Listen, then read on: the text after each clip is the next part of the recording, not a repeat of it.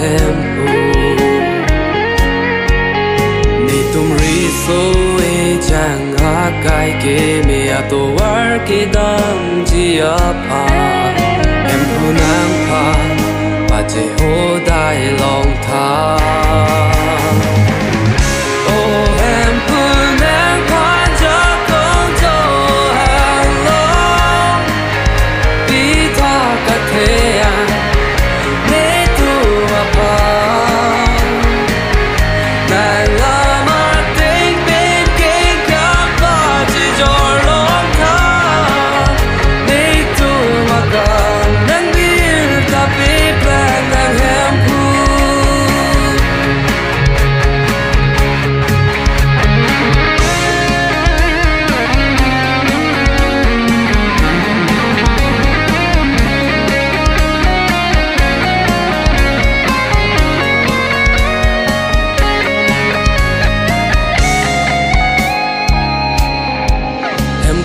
beauty along the head aban ontana ne panthe dum pe plan lo